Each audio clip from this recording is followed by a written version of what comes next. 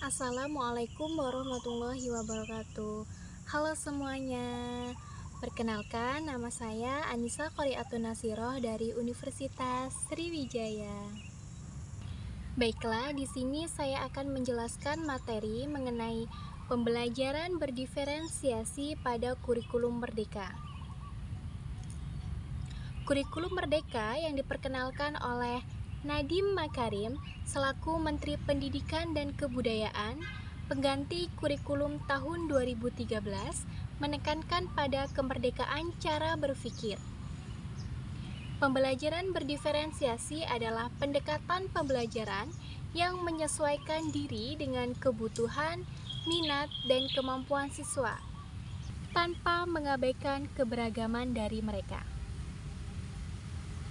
Pada kurikulum ini, peserta didik diberi kebebasan sesuai kebutuhan, minat, dan bakat mereka, sedangkan tenaga pendidik dituntut agar menciptakan suasana pembelajaran yang menarik dengan memanfaatkan berbagai media yang mendukung seperti foto, poster, musik, ataupun video. Mengapa sih pembelajaran berdiferensiasi pada kurikulum merdeka harus dilakukan? Padahal, dengan mengganti kurikulum butuh penyesuaian yang cukup lama baik dari pendidik ataupun peserta didiknya. Banyak sekali pendidik dan peserta didik yang kesulitan dalam melakukan penyesuaian. Dan terbukti, kurikulum ini belum 100% terlaksana di seluruh daerah di Indonesia. Pengen tahu alasan penggunaan pembelajaran berdiferensiasi? Tonton terus yuk video ini sampai habis. Oke, di sini saya akan menjelaskan 5 alasan pembelajaran berdiferensiasi mengapa harus dilakukan. Yang pertama, untuk membantu semua siswa belajar. Setiap siswa memiliki gaya belajar, minat, dan kemampuan yang berbeda-beda. Pembelajaran berdiferensiasi memungkinkan pendidik atau guru untuk menyesuaikan metode, konten, dan produk pembelajaran agar sesuai dengan kebutuhan masing-masing peserta didik. Yang kedua, untuk meningkatkan motivasi dan prestasi siswa. Ketika pembelajaran disesuaikan dengan kebutuhan individual, siswa akan merasa lebih terlibat dan termotivasi dalam proses belajar.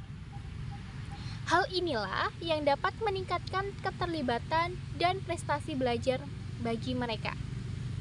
Yang ketiga, untuk menghubungkan siswa dengan pembelajaran senior.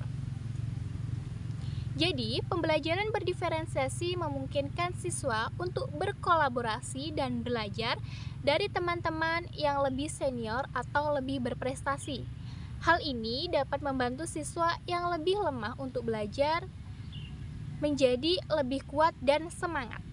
Yang keempat, untuk membantu siswa menjadi pelajar mandiri. Dengan pembelajaran berdiferensiasi, siswa didorong untuk mengembangkan tanggung jawab dan kemandirian dalam belajar, sesuai dengan kebutuhan dan gaya belajar mereka. Dan yang terakhir, yang kelima, untuk meningkatkan kepuasan bagi pendidik. Ketika pendidik dapat menyesuaikan pembelajaran dengan kebutuhan individual siswa, mereka akan merasa lebih puas dan termotivasi dalam menjalankan tugas mengajar. Oke, itu tadi alasan mengapa kita harus melakukan pembelajaran secara berdiferensiasi. Masih semangat nggak nih? Semangat dong. Oke, kita lanjut ke pembahasan yang selanjutnya, yaitu prinsip pembelajaran secara berdiferensiasi. Oke, selanjutnya di sini ada prinsip pembelajaran berdiferensiasi. Di sini ada 5 prinsip yang harus kita perhatikan dalam melakukan pembelajaran berdiferensiasi. Yang pertama adalah lingkungan belajar. Merujuk pada suasana fisik di ruang kelas tempat siswa belajar, guru bertanggung jawab untuk menyusun tata letak kelas agar siswa merasa lebih nyaman, termasuk pengaturan kursi dan elemen lainnya dengan rapi. Yang kedua, Kurikulum yang berkualitas. Kurikulum yang efektif harus memiliki tujuan pembelajaran yang spesifik, menjadi panduan bagi guru untuk membantu siswa mencapai prestasi akademik mereka. Selain itu, fokus utama seorang guru saat mengajar adalah memahami kebutuhan individual siswa, bukan sekadar mengajarkan materi untuk dihafalkan. Yang ketiga, ada asesmen pembelajaran. Di sini ada 3 asesmen yang akan kita bahas. Mari kita bahas satu persatu. Yang pertama itu asesmen awal atau pra-pembelajaran. Asesmen ini dilakukan sebelum materi pembelajaran disampaikan dan untuk mengukur persiapan siswa dengan kedekatan tujuan pembelajaran dan pemahaman siswa terhadap materi pembelajaran yang akan diajarkan. Oke, asesmen yang kedua adalah asesmen formatif. Asesmen ini dilakukan untuk menilai apakah ada materi yang kurang jelas atau sulit dipahami oleh siswa. Dan guru mengamati bagaimana siswa belajar, siapa yang membutuhkan bantuan, dan apakah instruksi yang diberikan oleh guru perlu diperjelas. Yang ketiga ada asesmen formatif. Dilakukan untuk mengevaluasi hasil belajar siswa pada akhir pembelajaran. Dan guru tidak hanya mengandalkan pengulangan tetapi memiliki akses untuk berbagai metode untuk menilai hasil akhir pembelajaran siswa tersebut. Yang keempat, pengajaran yang responsif. Dalam pengajaran yang responsif, guru harus menetapkan tujuan yang jelas dan merencanakan pembelajaran secara cermat berdasarkan kebutuhan dan tingkat pemahaman siswa saat ini. Ini mengidentifikasi apa yang telah dipahami oleh siswa dan di mana kesulitan yang dialami oleh siswa. Yang kelima, koordinator dan rutinitas kelas.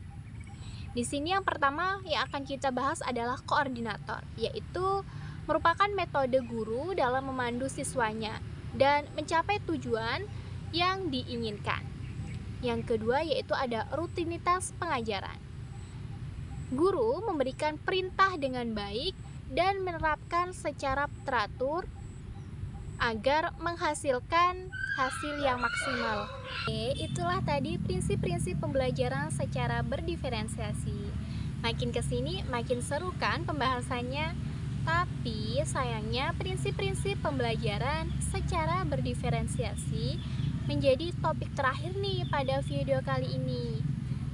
Sedih nggak? Tapi tenang aja, materinya akan Anissa lanjut pada video yang selanjutnya yaitu pada part 2. Jangan lupa tonton ya, tonton!